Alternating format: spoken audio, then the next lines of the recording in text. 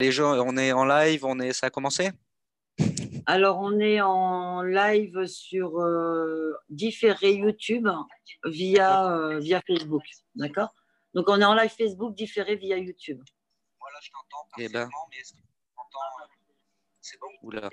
Donc, en fait, j'ai effectivement la bonne. Attends, j'ai coupé mon son. J'ai un décalage son. Ouais, décalage son. On va arriver. Alors, on est en live sur. On a un décalage son. Donc, moi, je vais couper. Voilà, ça y est, c'est bon. J'ai vidéo, j'ai j'ai tout. Voilà. Donc, bonjour à tous. Bonjour Sylviane, Philo, Véronique, Serge, Val, j'en oublie, Demos Kratos. Bonjour tout le monde. On a eu de gros soucis pour diffuser ce live via Facebook directement. Malgré des tests qu'on avait effectués début de semaine, tout fonctionnait parfaitement bien. Ici, maintenant, ça ne fonctionne plus. D'accord? Donc, on est obligé de passer par YouTube. C'est pas grave, on va arriver à nos fins et on va faire ce live. Donc, je vous présente Maxime Manteau. Maxime Manteau qui est président d'une association et que je vais laisser se présenter. Et vous Ouais. allez peut-être comprendre pourquoi on a eu peut-être éventuellement du mal à démarrer ce live. Vas-y Maxime, on t'écoute. Déjà, bonsoir à tous. Merci déjà à toi, Lélie, de nous donner la possibilité de faire un peu un état des lieux de ce qui touche les enfants dans notre pays, parce que c'est un sujet qui est très sensible, que trop peu de médias veulent mettre en avant, en tout cas vraiment aller au fond des choses, et c'est ce qu'on va essayer de faire ce soir en expliquant avec des choses vérifiables et qui ont été vérifiées un peu ce qui se passe et ce qui touche, ce qui nous concerne tous en définitif. Donc, merci déjà à toi de nous donner la possibilité de s'exprimer. Alors, qui nous sommes? Moi, je suis un citoyen à la base lambda avant de commencer ce combat-là. Je n'avais rien à faire dans ce combat. Je suis tombé un jour sur un mot qui m'a interpellé, c'est réseau pédocriminel. Alors j'ai dit qu'est-ce que c'est un réseau pédocriminel? Donc pédo pour moi c'était pédophile, hein, pédocriminel c'est quoi? C'est des gens qui tuent, qui assassinent des enfants. Qu'est-ce que c'est? Donc de là ont commencé mes recherches en tant que simple citoyen. Donc j'ai un peu passé tout ce qu'il y avait à passer, on va dire, sur la toile, hein, sur YouTube, les articles, les reportages. Carl Zero, Élise Lucet, enfin tout. J'ai un peu repris tout ce qu'il y avait sur la toile.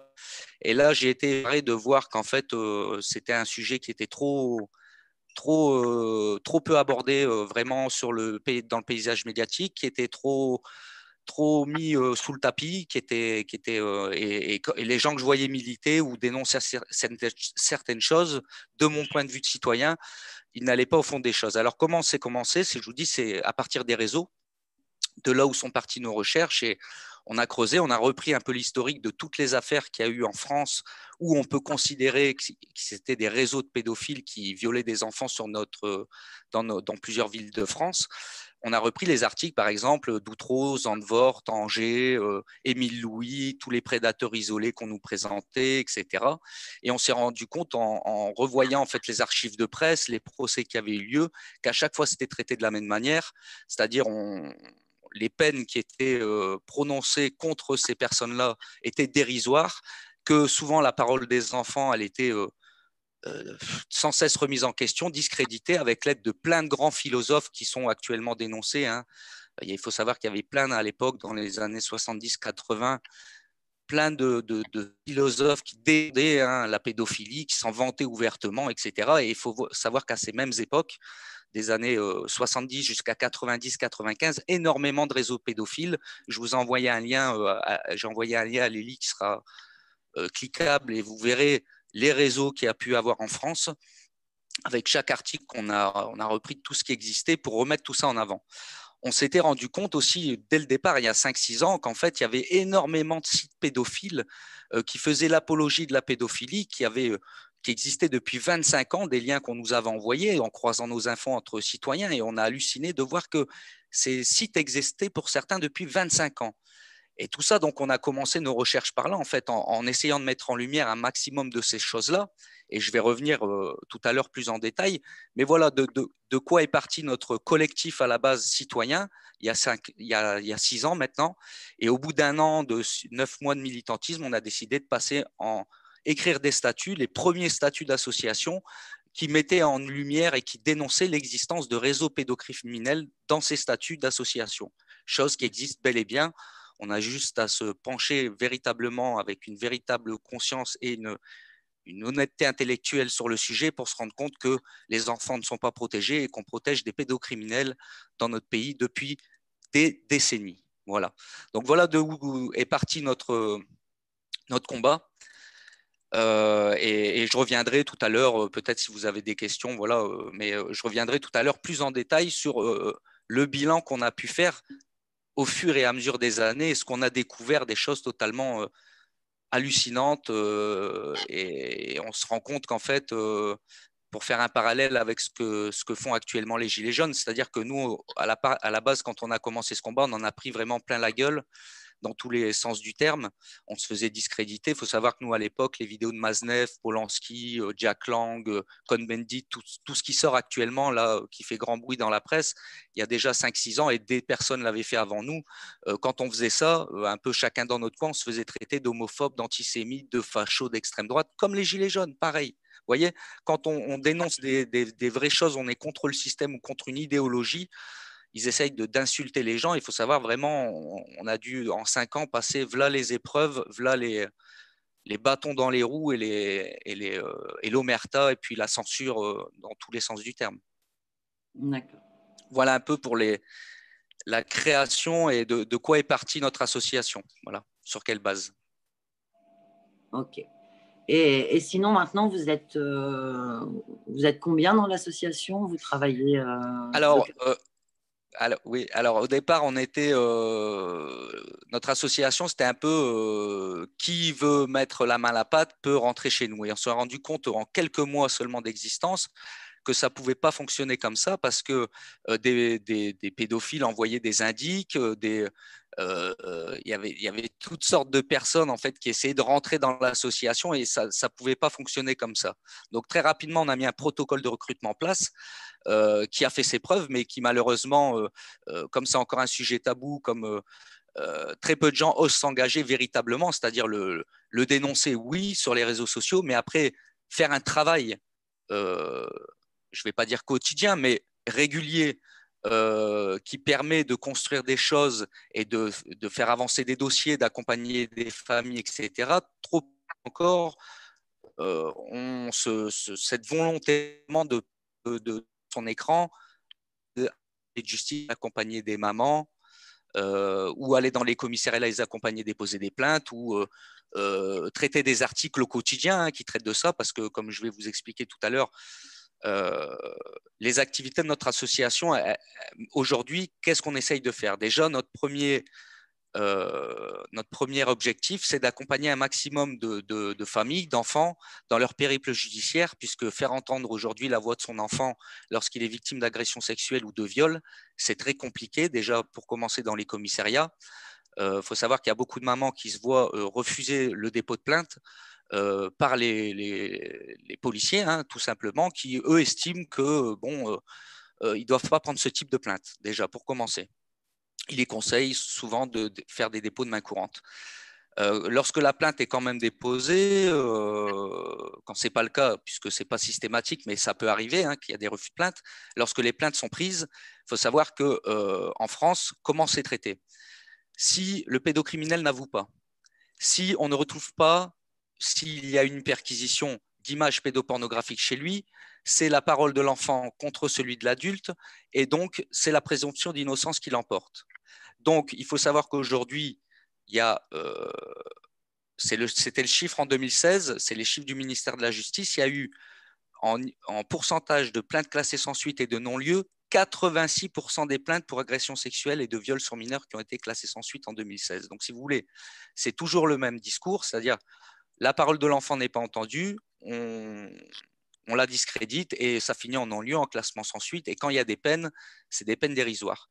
Donc nous, notre travail consiste à essayer d'accompagner ces familles pour construire des dossiers, on va dire, le plus aboutis possible pour faire entendre la voix de leur enfant en justice, ce qui n'est pas toujours le cas, malgré tout. On y reviendra tout à l'heure.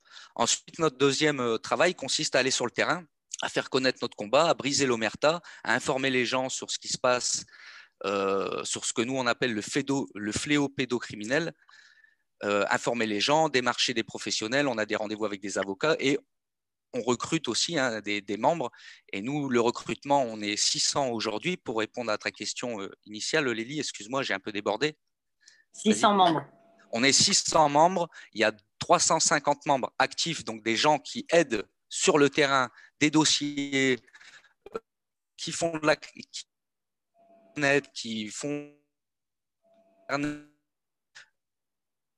sites pédophiles pour et aller dénoncer, à faire ouvrir des enquêtes sur eux, ce qui est déjà arrivé pas mal de fois.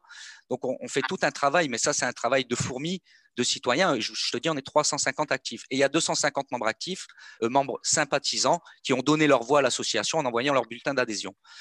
Le recrutement, pourquoi on est simplement 350? Parce qu'on demande aux gens de montrer patte blanche. On demande le jour du rendez-vous, puisqu'on prend rendez-vous avec les gens, on les rencontre avant de les intégrer au groupe. Et on passe un entretien qui dure entre 2 et 3 heures selon les personnes, avec CV, lettre de motivation et un extrait de casier judiciaire numéro 3. Donc, tu peux comprendre que la démarche, déjà pour les personnes malveillantes, ils ne vont pas le faire, ça c'est sûr. Et pour les personnes bienveillantes, c'est déjà une preuve de leur engagement qu'ils ont envie déjà de suivre un protocole et ça m'évite de perdre du temps en fait. Les gens nous envoient leur bulletin d'adhésion. Je leur explique, je les appelle, je prends toujours le temps d'appeler les gens, je leur explique de préparer ces documents et le jour où c'est prêt, on prend une date d'entretien. Si la personne ne le fait pas, nous, on perd plus de temps. Tu vois ce que je veux dire? On continue ce qu'on a à faire et on perdra juste du temps pour passer l'entretien et l'intégrer à l'équipe si l'entretien est concluant. Voilà. Donc voilà, on est 600 aujourd'hui dans 15 antennes régionales un peu partout en France. On est dans le nord, dans le sud, dans le sud-ouest, à Paris, etc. On a des antennes avec donc des responsables d'antennes qui travaillent avec moi et donc qui ont, eux, à leur charge des membres actifs pour filer main forte aux dossiers, aux familles ou au travail qu'il y a à faire sur les départements. Voilà. Et ensuite, on a aussi donc 2 sites internet.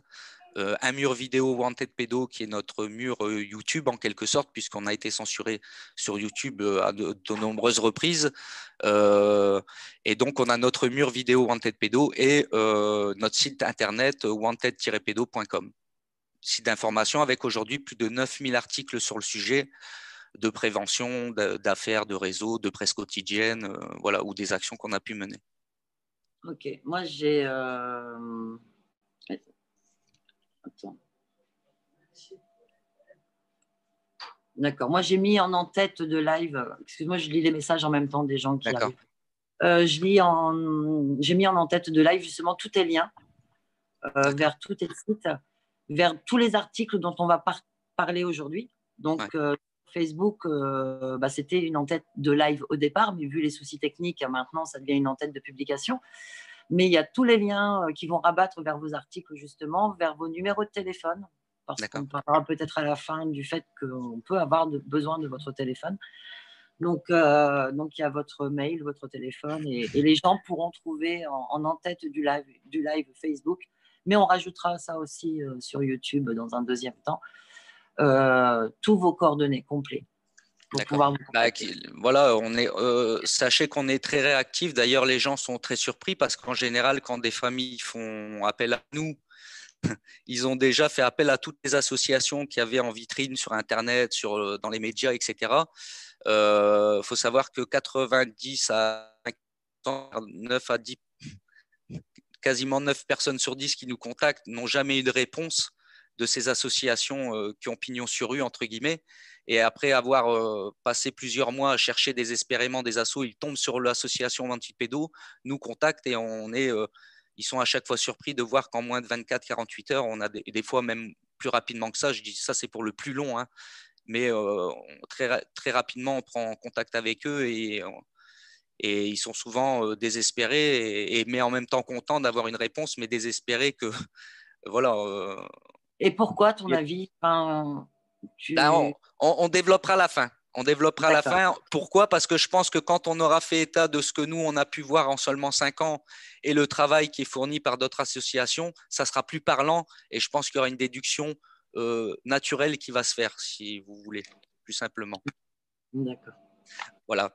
Alors moi, je voudrais quand même donner quelques éléments aux gens qui ignorent sûrement ce que je vais dire. C'est qu'en fait, la France, on est un des pays en Europe qui est le plus gros consommateur d'images pédopornographiques. C'est-à-dire les Français sont le 2e pays en Europe, classé au point de vue de l'Europe, consommateur d'images et de sites pédopornographiques. D'accord ? Ça, c'est un fait, c'est des chiffres qui sont sortis, c'est par les, de toute façon, je t'enverrai les chiffres, etc. Mais il y a eu plein d'études qui ont été faites par les services de police, etc. Bon, souvent, ce n'est pas en français, on les traduit d'autres pays parce que c'est d'autres pays qui font le job. En France, c'est vraiment une omerta, on a du mal à parler de ça. Et donc, il faut savoir qu'on a même des chiffres, nous, qu'on a des articles qu'on a fait traduire du FBI. D'accord, comme les logos pédophiles, c'est des choses qui sont sur le site du FBI avec les faits pédophiles et tout, c'est des choses qu'on a découvert sur le site du FBI. On a découvert aussi, pour finir sur les sites pédophiles, qu'on est aussi 4e consommateur dans le monde d'images et de sites pédopornographiques, d'accord, les Français, donc Cocorico, on n'en parle jamais. 11% des sites pédophiles qui sont signalés aux autorités mondiales sont hébergés en France, c'est-à-dire dans des serveurs, sur des serveurs français, dans des locaux. Tu es en train de me dire que sur 4 millions, tu en as 400 000 qui existent dans le monde, tu as 400 000 qui sont hébergés sur des serveurs français. Alors, c'est presque ça, c'est-à-dire il y a 4 millions de sites, ça c'est officiel, c'est FBI, source FBI, 4 millions de sites pédophiles dans le monde qui sont ouverts tous les jours. Hein. On en ferme un, il y en a 10 qui ouvrent. Enfin, ça pousse comme des mauvais champignons. Mais là, je te parle, les 11%, c'est les signalements de gens un peu partout dans le monde qui signalent des sites pédophiles de partout dans le monde quand ils tombent dessus. Ils signalent aux autorités mondiales. Et il y a un rapport qui a été fait de tous ces signalements des pays du monde.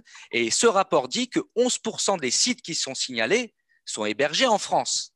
Donc, ceux qui ne sont pas signalés peuvent aussi toujours être hébergés en France. Exactement. Donc, sont un minimum. De ceux qui sont signalés. Ça veut dire que si, bon, on va dire on va vraiment couper les 11% des 4 millions, ça veut dire que potentiellement, on peut faire une estimation comme ça en disant qu'il y a 440 000 sites pédophiles qui sont hébergés sur des serveurs français. Voilà un peu, ça c'est pour se savoir où on se place. Il faut savoir que 41% des sites pédophiles qui sont signalés aux autorités mondiales sont hébergés entre la France, le Luxembourg, les Pays-Bas et l'Allemagne. Donc, si vous regardez bien où ça se situe au milieu de l'Europe, au cœur de l'Europe, 4 pays qui sont collés, limitrophes, et qui à eux seuls hébergent 40% des sites pédophiles signalés aux autorités mondiales. C'est-à-dire que nous, on est une plaque tournante de la pédopornographie sur Internet. Ça, c'est un fait. Et les gens, ils le veulent. Mais ça, on n'en parle pas sur BFM. On ne va jamais le dénoncer. Ils ne vont jamais nous expliquer ça. Je vais même vous dire mieux, il y a un site qui s'appelle legarçon.net, j'en ai parlé en début, qui existe depuis 25 ans. Et moi, j'ai rencontré la brigade Pharos. La brigade, le site pour signaler les sites et contenus illicites sur Internet, ça s'appelle signalement.gouv.fr. Cette brigade s'appelle la brigade Pharos. On a été les rencontrer en 2015. Et on a essayé de mettre une collaboration en place et j'y suis allé avec des captures d'écran de ce site legarçon.net qui fait l'apologie de la pédophilie tous les jours sur leur site. Ils ont des logos pédophiles, legarçon.net, ils fantasment sur l'enfant de Zidane, ils mettent les photos du fils de Zidane, Zinedine Zidane, et ils fantasment dessus, sur des jeunes ramasseurs de balles au Roland Garros, sur des jeunes qui font de la gymnastique, qui vont prendre en photo, et ils fantasment sur eux, sur des jeunes scouts et tout. Et nous, on a été signalé ça à Pharos.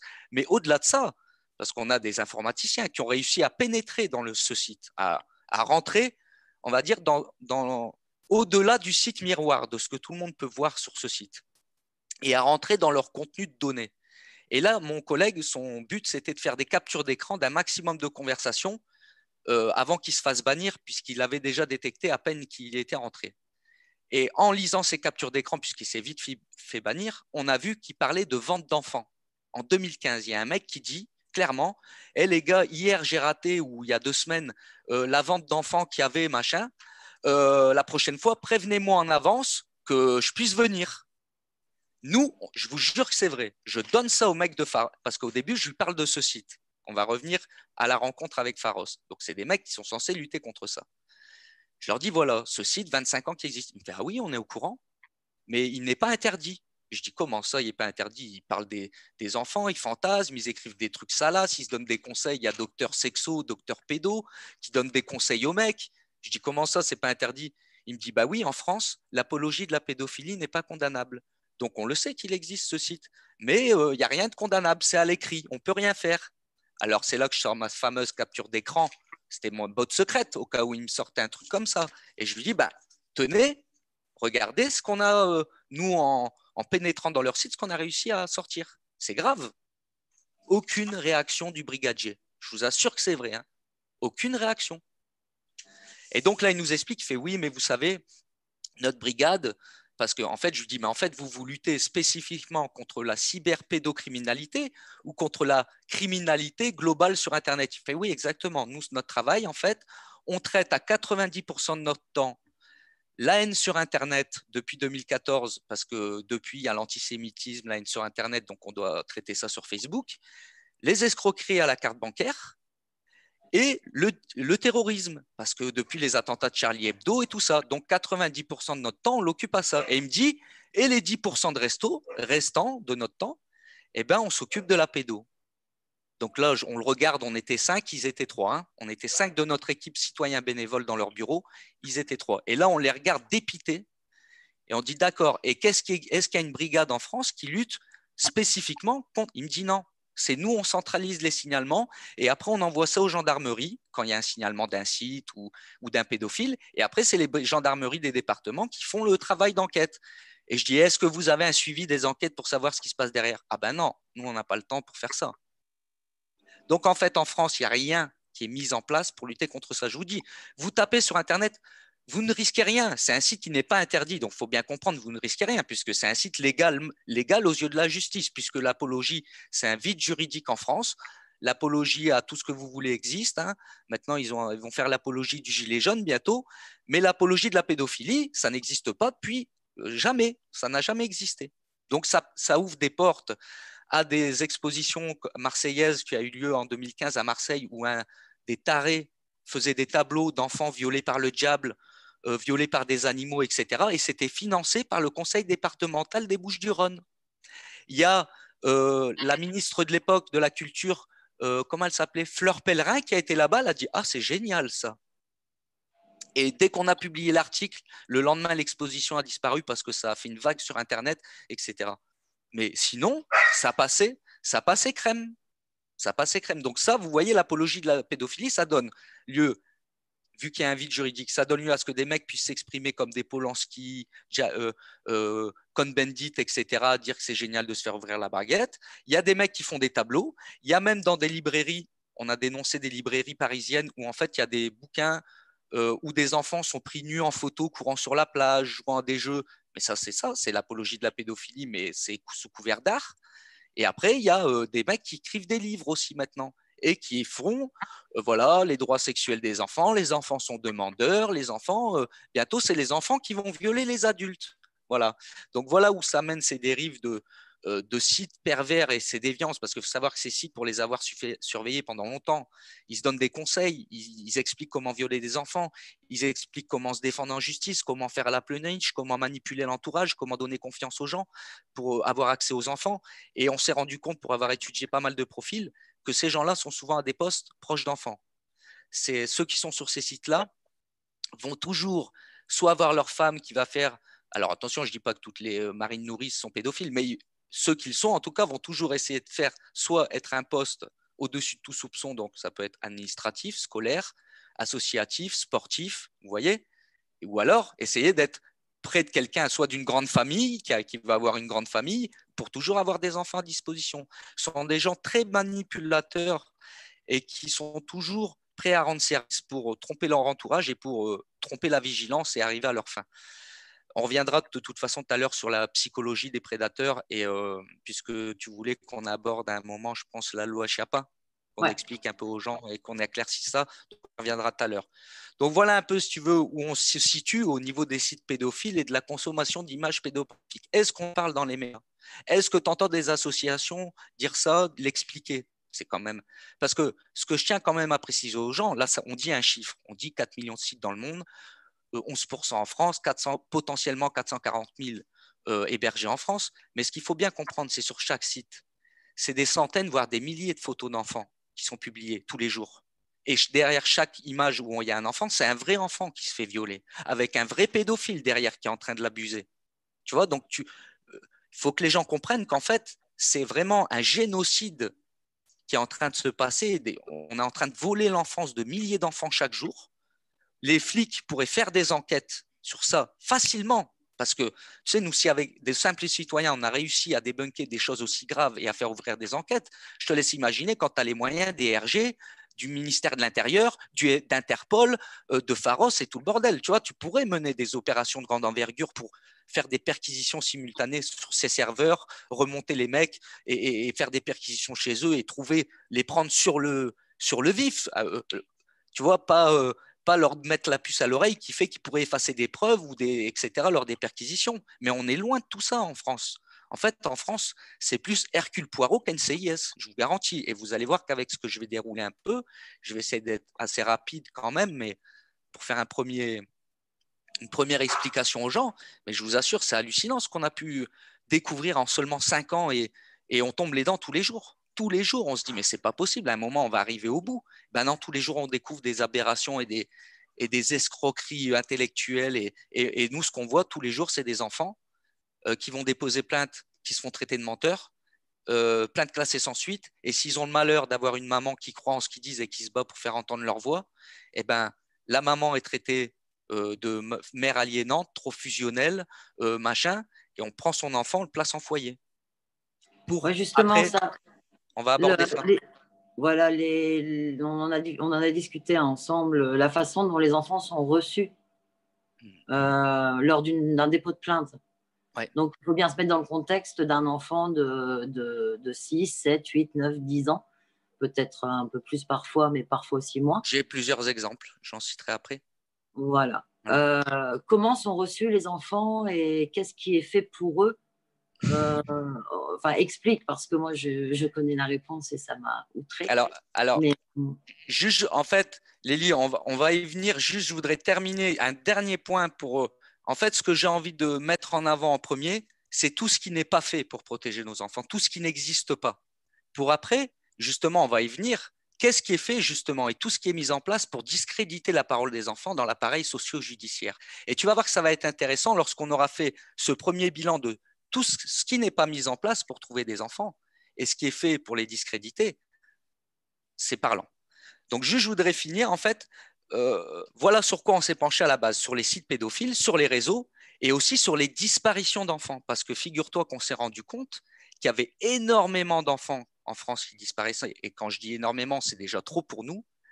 C'est depuis 20 ans, les chiffres qu'on a trouvés, le chiffre oscille entre 800 enfants qui disparaissent et totalement, hein, définitivement, je te parle, 800 enfants et 1200 pour les années les plus hautes. C'est sur 20 ans, c'est des fois 800, 900, 1000. Bon, donc nous, on prend le chiffre par an. Ça veut dire qu'il y aurait potentiellement 3 enfants par jour qui disparaissent de notre territoire. On ne sait pas où ils sont. Ils ont disparu, disparition inquiétante, et faute d'éléments pour les retrouver, eh ben, ils tombent aux oubliettes. Et ça, c'est tous les ans. Et en fait, en faisant des recherches là-dessus… Oui, vas-y, Lily. 3 enfants par jour. 3 enfants par jour. En fait, si tu veux, chaque année, il y a 50 000 enfants qui disparaissent dans des fugues parce qu'ils vont tomber amoureux, ils vont partir avec leur petit ami ou un adulte plus vieux qu'eux ou être détournés ou être kidnappés. Donc, au début, on ne le sait pas. C'est les disparitions d'enfants par an. 50 000. Sauf que là-dedans, il y a 45 000 fugues. Donc, les chiffres après sortent au fur et à mesure des mois et des années. Donc, il y a 50 000 fugues en moyenne par an. Il y a 45 000 fugues réelles. Là-dedans, il y a 5 000 qui rentrent dans les disparitions inquiétantes, c'est-à-dire on ne sait pas où est l'enfant, tout ça. Sur ces 5 000 par an, 4 000 rentrent dans le mois ou un peu plus chez eux. Donc, la disparition inquiétante, voilà, elle est terminée. Et après, il reste un chiffre chaque année entre 800 et 1000, 1200, que là, c'est des enfants où en fait, ils ont disparu. La police apparemment a fait des recherches et comme ils n'ont aucun élément pour remonter, aucune piste, eh ben, le dossier, il traîne et il rentre dans les disparitions inquiétantes classées. Voilà, on ne sait pas. Il faut les rouvrir ou trouver un élément nouveau qui va rouvrir le dossier. Donc, si on prend, oui, par an, ça veut dire 3 enfants par jour. Je ne te dis pas c'est tous les jours 3. Je te dis c'est une moyenne. On peut se dire que dans notre pays, voilà, il y a 3 enfants, on ne sait pas où ils partent. Alors, ouais, médiatiquement, on n'entend pas parler de ça. Enfin, je veux dire, il n'y a pas de signalement, il n'y a pas de… Tu comprends ce que je veux dire? Voilà. C'est que dans l'esprit des gens, il y a ce truc alerte, enlèvement, je ne sais quoi. Et dans la tête des gens, dès qu'on touche à un enfant, il y a ce truc qui se met en route, sauf s'il y a une suspicion que ce soit un membre de la famille éventuellement, ou que ce ne soit pas réellement un enlèvement, en fait. Alors, l'alerte enlèvement est encore une vaste supercherie. J'invite les gens à aller regarder qui sont les partenaires déjà pour commencer de l'alerte enlèvement, ceux qui soutiennent ce système-là. Ensuite, comment a été mise l'alerte enlèvement? L'alerte enlèvement a été mise en place par Sarkozy sous la pression de parents d'enfants disparus qui se battaient pour que quelque chose soit mis en place, pour que ça bouge. Et Sarkozy a eu cette idée lumineuse de mettre en place l'alerte enlèvement, qui allait tout changer, hein. D'ailleurs, on le voit bien, il y a souvent des alertes enlèvement à la télévision. Il n'y en a jamais, en fait, hein, voilà. Et quand il y en a, il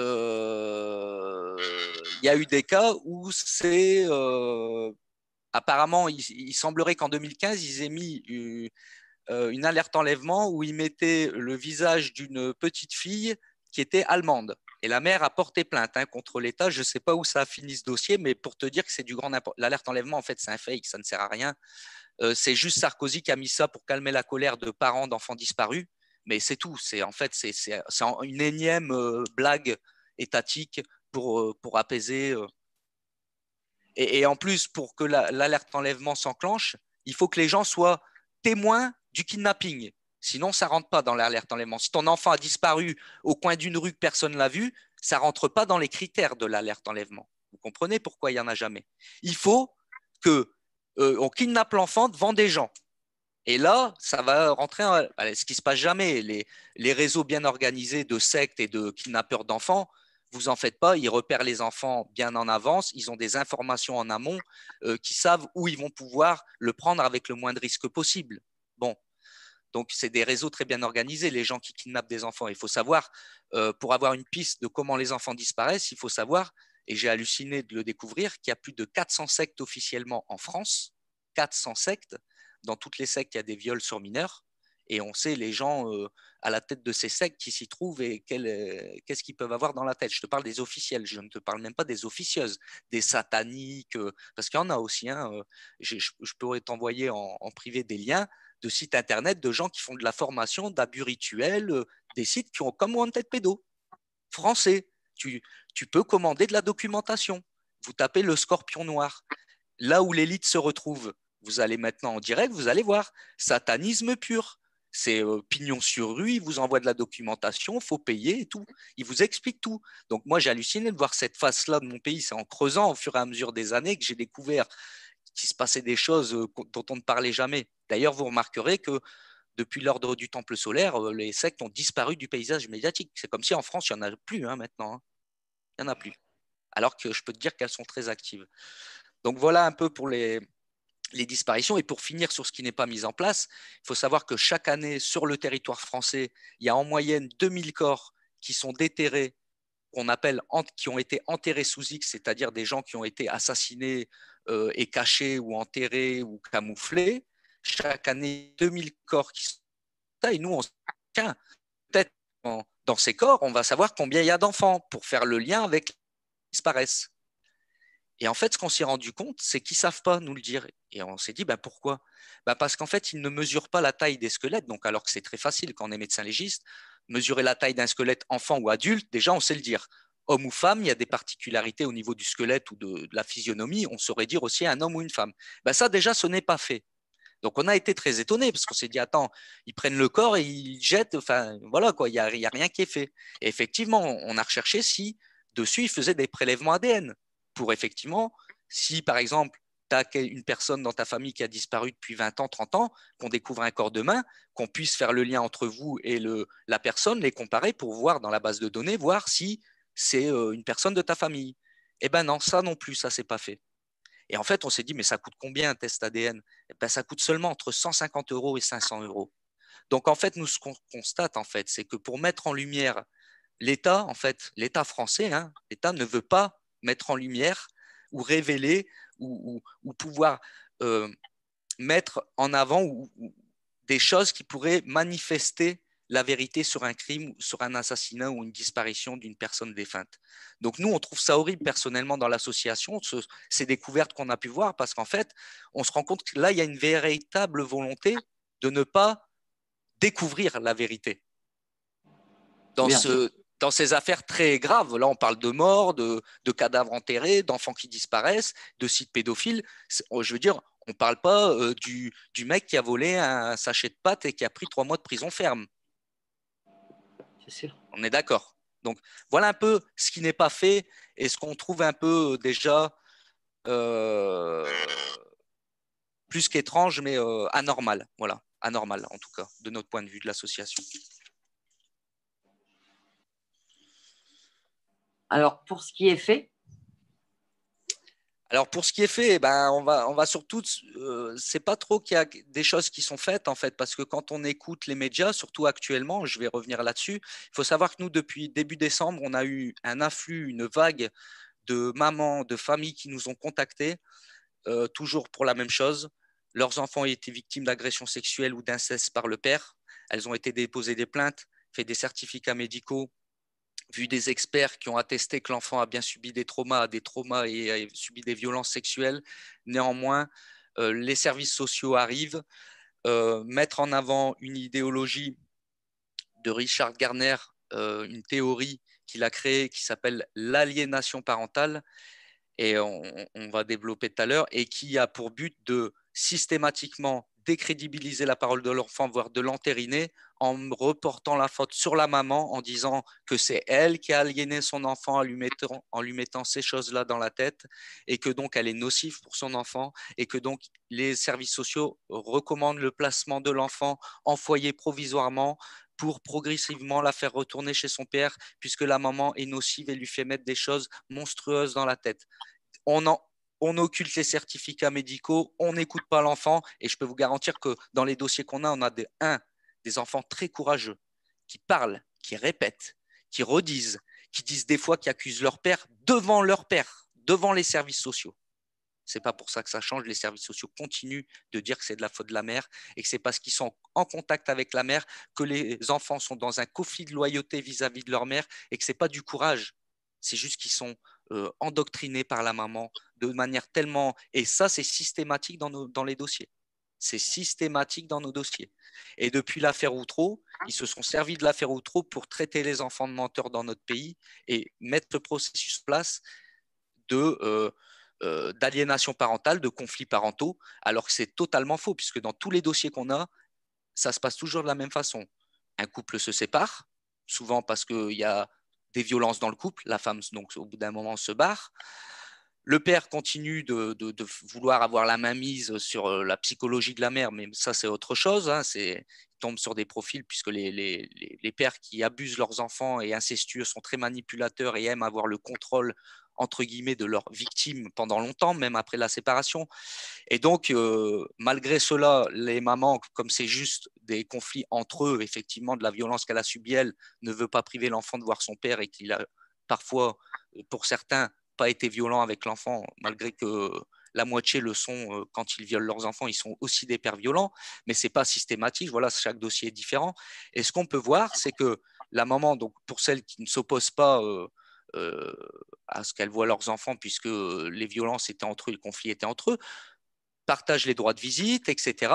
Et au bout d'1 an ou 2 ans, l'enfant révèle des agressions sexuelles.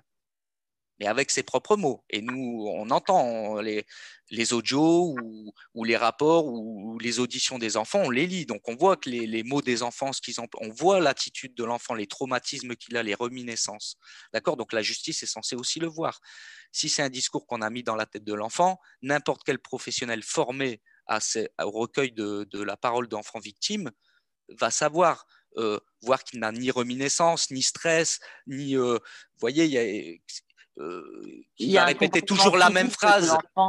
Voilà, il ne va pas donner des détails circonstanciés, il ne va pas donner des détails que lui seul peut connaître, parfois sur les vêtements ou les sous-vêtements du prédateur. Vous voyez, il y a des choses qu'un enfant de 3, 5, 6 ans, il n'invente pas. Malgré tout ça, c'est systématique, je vous dis.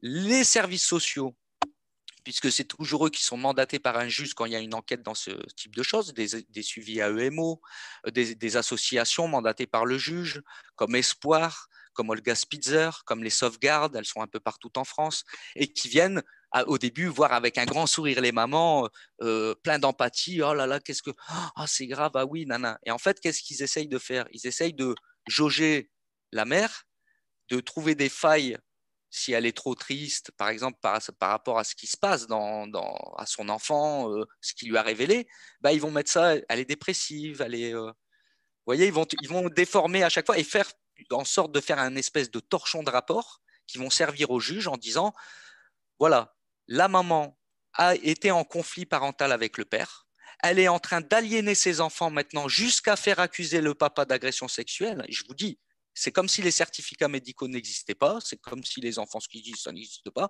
Juste eux, c'est leur parole, qui fait parole d'évangile. Et ils disent, la maman instrumentalise leur enfant pour faire accuser le papa, et donc on préconise le placement en foyer pour le rendre provisoirement au père. Alors nous, on était abasourdis. Il y a 5 ans, le premier dossier, deuxième dossier, troisième dossier, et maintenant on en est à une centaine de dossiers, qu'on voit que c'est systématiquement la même chose. On a creusé et on s'est dit d'où ça vient l'aliénation parentale. Et en faisant des recherches, on a découvert que c'était mis en place par un psychologue américain, pédopsychologue américain, soi-disant. Même à un moment, il a travaillé aussi pour l'armée américaine, qui s'appelle Richard Gardner, qui est mort. Il s'est tué lui-même de 26 coups de couteau. C'est pour vous dire comment il allait bien. Et ce monsieur donc a été accusé par ses enfants d'abus sexuels.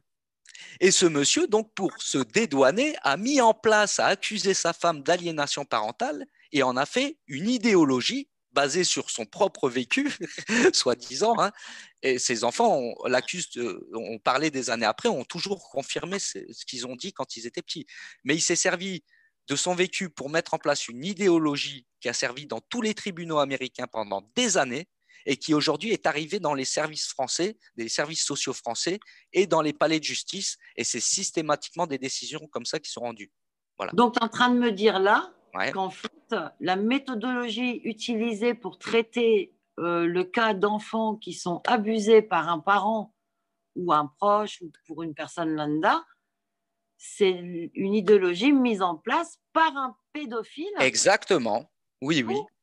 Se dédouaner lui-même de ce qu'il a fait. Et pour le mec, il était tellement dans le cas qu'il avait totalement analysé la façon qui pouvait parer ça. Il a inventé en fait dans son imaginaire de pervers toute une idéologie fallacieuse en disant en fait ce que je vais faire c'est que je vais accuser ma femme, puisque moi je vais dire que j'ai jamais fait ça, je vais accuser ma femme d'être aliénante. Et attention, il va plus loin dans ses recherches, ce monsieur. Il dit qu'il y a 3 types d'aliénation parentale.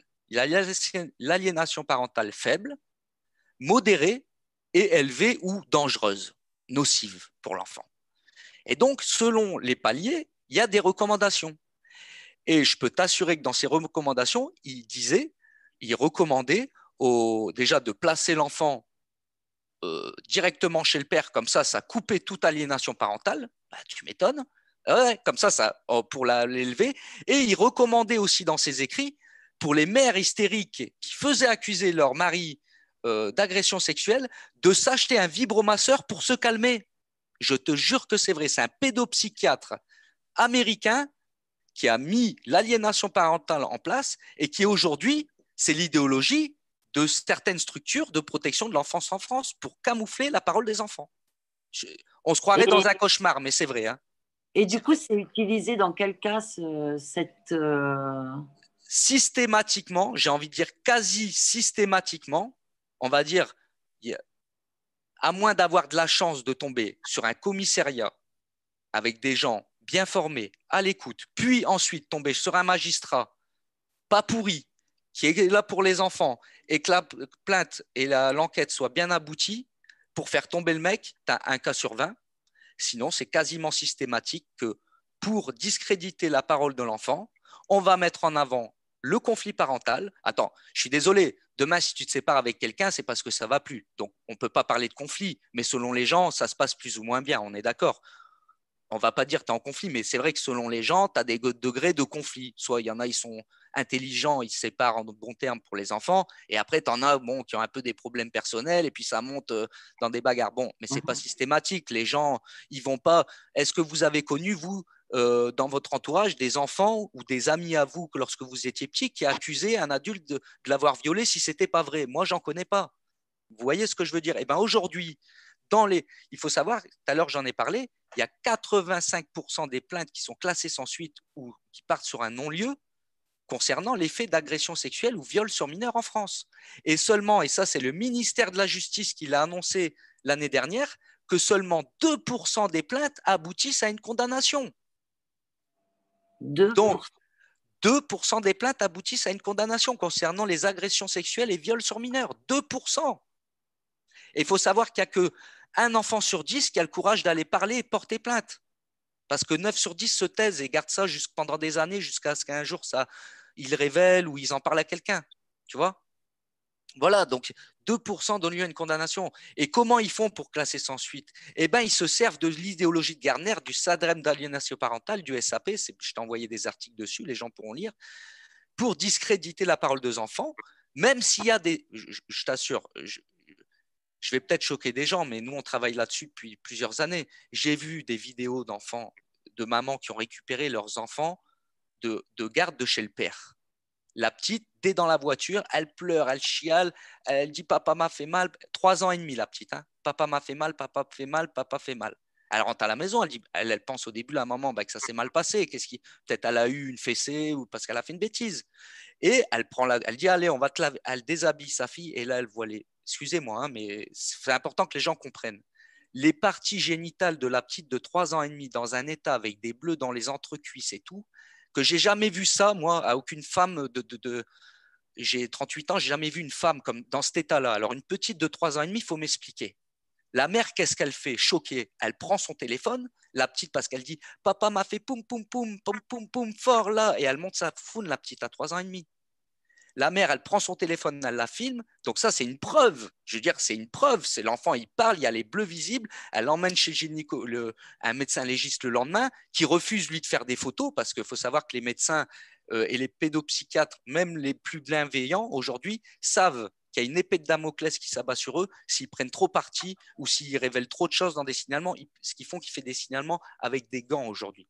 Parce qu'il y en a qui ont été radiés de l'ordre des médecins dans les années 80 et 90 par l'intellectualité française ou certaines gens qui étaient à des postes qui voulaient aussi déjà dans les années 70 camoufler la parole des enfants. Et quand des médecins écrivaient trop noir sur blanc que ça venait de viol et d'agression ou etc., eh ben, ils se faisaient virer. Donc ça, c'est rentré dans l'esprit aussi des médecins avec les années. Et aujourd'hui, il y a très peu de médecins qui osent faire un vrai compte-rendu de ce qu'ils peuvent voir avec leur œil de médecin, les séquelles, les traumas et de quoi ça peut venir. D'accord? Donc, mais même malgré tout ça, malgré, je te dis, la maman avec ça, avec des rapports de pédopsychiatres qui ont vu la petite, qui l'ont fait, la petite révèle encore une fois, papa m'a fait ça, elle donne les noms, l'endroit, comment il l'a fait, qu'est-ce qui s'est passé, etc.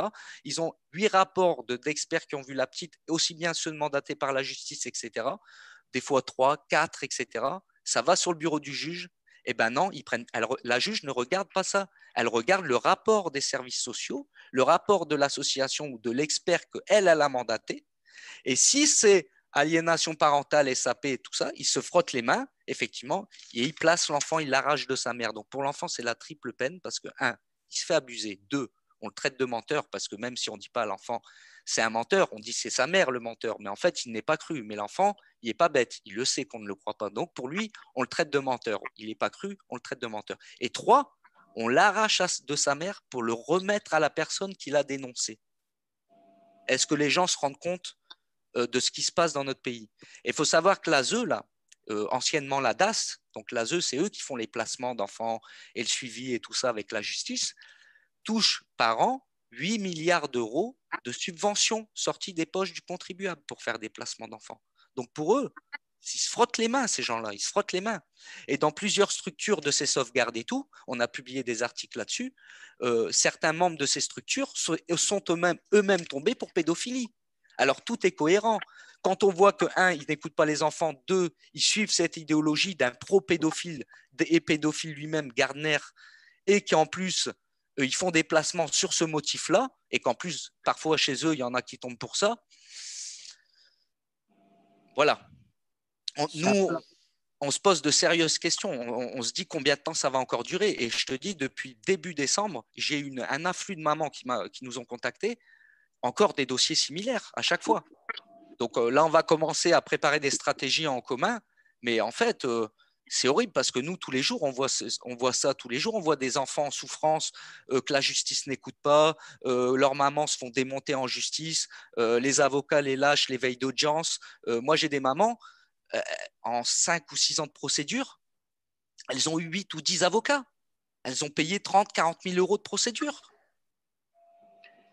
Et tu penses que c'est pourquoi on intimide les avocats, on les empêche de parler, on les empêche de défendre, ou alors les avocats se trouvent peut-être devant quelque chose de tellement gros qu'ils prennent peur et ils les lâchent? Bon, y a un peu de tous les cas, tu sais, chaque personne est différente, donc ça dépend aussi des personnes. Il y en a, ils font ça pour l'argent, et puis dès qu'ils reçoivent un petit ordre de la magistrature à dire, bon, écoute, maintenant tu vas aller dans le sens dans le sens qu'on veut que ça aille. Bon, voilà, il ne veut pas de souci de carrière, il va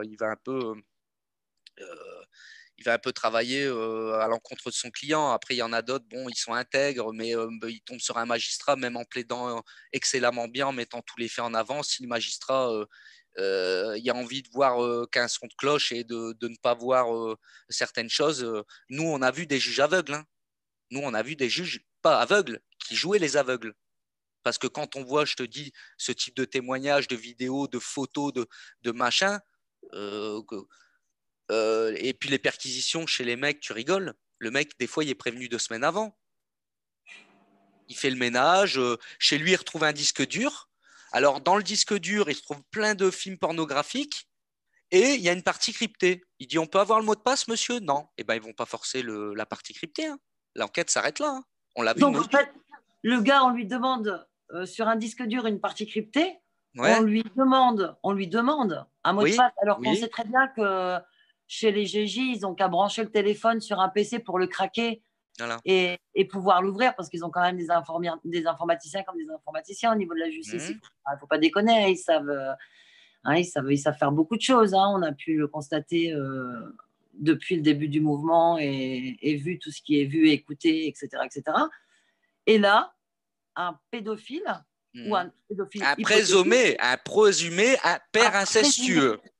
Un présumé père incestueux, oui, on va utiliser les bons termes, parce que bien sûr, présomption d'innocence. Ouais, mais il n'y a pas de nom qui est cité, donc même s'il se reconnaît, comme il n'y a pas de nom qui est cité, je m'en fous qu'ils se reconnaissent, mais tant qu'il n'y a pas de nom qui est cité, ça ne pose aucun problème. On ne l'oblige pas, on lui saisit pas son disque dur, on ne le met pas sous scellé. Non. Non, ils ont fouillé, ils ont vu qu'il y avait des films pornographiques. Il y a une partie cryptée, mais ça c'est privé, donc il faut qu'il soit consentant, le monsieur, pour voilà. Ils l'ont pas fait. Il faut savoir, c'est pertinent ce que tu dis. Chez les gilets jaunes, tu vois, on se rapproche d'NCIS.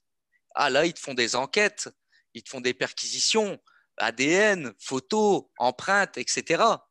Mais pour les enquêtes pour les enfants, on est plus proche d'Hercule Poirot. C'est des sketchs, les enquêtes, nous, quand on lit les rapports d'enquête, les dossiers et tout, mais on est effarés. On se dit, mais comment ils peuvent trouver la vérité en faisant une enquête comme ça? Même nous, ils nous filent l'enquête, je te jure, on va trouver plus qu'eux. Et on n'a pas leurs moyens. C'est une blague. Donc, non, parce que nous, on a un cas de Gégé ici qui n'a pas voulu donner son mot de passe ouais. sur son téléphone, voilà, parce qu'il avait été arrêté, ils lui ont saisi son téléphone, on lui a demandé le mot de passe, il a dit vous l'aurez pas. Le téléphone est toujours sous scellé, hein, quand même. Hein. Ben oui. Et, Bah, ils vont lui garder pendant 3 ans juste pour l'emmerder. Ils savent qu'il va perdre 300 ou 400 euros, je ne sais pas combien il vaut sur le téléphone, mais c'est tout. Voilà, il ne récupérera jamais. Nous, on a un animateur dans un centre aéré qui a pris une vidéo dans les vestiaires d'un directeur adjoint du centre aéré qui se dessapait, qui se foutait à moitié à poil devant les enfants avec une petite serviette de torchon de vaisselle alors que le mec fait 100 kilos. Le jeune animateur qui était là le filme à son insu, il ramène ça au commissariat. Nana. Ah ouais, ils ramènent ça au commissariat et ils prennent son téléphone. Ah non, il est auditionné suite à la vidéo qu'il publie sur Internet où il expliquait tout ça parce qu'il s'est fait virer. Entre-temps, l'animateur en parle à une réunion. La réunion, les responsables et tout le monde, en fait, ils voient qu'ils n'en ont rien à foutre de ça, qu'ils ne veulent pas en parler. Donc lui, il rentre chez lui dégoûté et 2 jours après, il reçoit une lettre de fin de période d'essai. Vous ne correspondez pas au projet machin. Donc lui, il pète un plomb, il explique sur Internet ce qui s'est passé, il publie la vidéo du mec. Donc tout le monde voit ce qu'il a fait le gars devant les gamins de 8-9 ans. Donc ça a fait un bordel, ça a fait des millions de vues. Le jeune est convoqué, il demande son téléphone pour avoir la preuve en vidéo, lui il croyait que c'était pour l'enquête. Et ça fait 3 ans que son téléphone y est chez les flics, ils lui ont toujours pas rendu un iPhone 5 ou 6, je sais plus de l'époque. Voilà. Et en fait, ils pensaient quoi, les flics, en faisant ça? Bah, que la preuve, elle allait disparaître, sauf qu'on en avait déjà des copies, puisque on s'était rencontrés avant, je lui avais donné les combines. J'ai dit surtout fais des copies, parce que lui, il allait y aller juste avec son téléphone là-bas. Heureusement. Mais voilà où on est. Eh ben, il y a été interdiction de travailler, lui, hein, le jeune animateur qui a dénoncé, 3 ans d'interdiction de travailler avec les mineurs. Pas le mec qui s'est déshabillé, hein. Lui, il a déposé plainte contre nous en justice et on a été condamné pour diffamation parce que même le juge il a dit bof. Alors que tous les gens sur la vidéo qui ont vu des 2 millions de vues sur Internet, tous les gens, ils étaient outrés. Mais le juge lui a dit bon, non, on va les condamner à dommages et intérêts parce que vous êtes trop méchants, vous êtes des justiciers d'Internet. Alors que nous, on révélait un cas qui était pas entendable, point, une affaire parmi tant d'autres, tu vois, et rien n'empêchait le magistrat, au lieu d'appeler le jeune pour le condamner lui ou le poursuivre lui, rien n'empêchait un magistrat bienveillant, lorsqu'il avait vu cette vidéo, de convoquer le jeune, de dire donnez-moi ça, on va la regarder et d'ouvrir une enquête contre le mec. Mais c'est pas ça qu'ils ont fait. Donc il n'y a même pas eu d'enquête ouverte. Ah, pas sur lui, non. Si, ils ont été voir un peu l'école, les enfants, mais apparemment tout le monde a dit qu'il était gentil, donc ça va. Voilà. Alors qu'il y a une vidéo qui prouve que les enfants ont vu ses fesses, ses boules, et que lui, il dit bah quoi, j'ai le droit. Il se tient sa serviette, je te dis, comme un torchon de vaisselle, il se tient ça comme ça, il parle aux enfants, il se dessape, alors que c'est totalement interdit. De toute façon, dans le règlement intérieur de n'importe quel établissement où tu accueilles des enfants, on ne se change pas dans les vestiaires avec les enfants, point. Et on s'en fout, serviette, pas serviette, on voit à moitié ou pas. On voit ses fesses, non mais c'est interdit. Eh ben non, là non, c'est passé à l'as. Bon, donc si tu veux, voilà, c'est un peu les enquêtes, par exemple.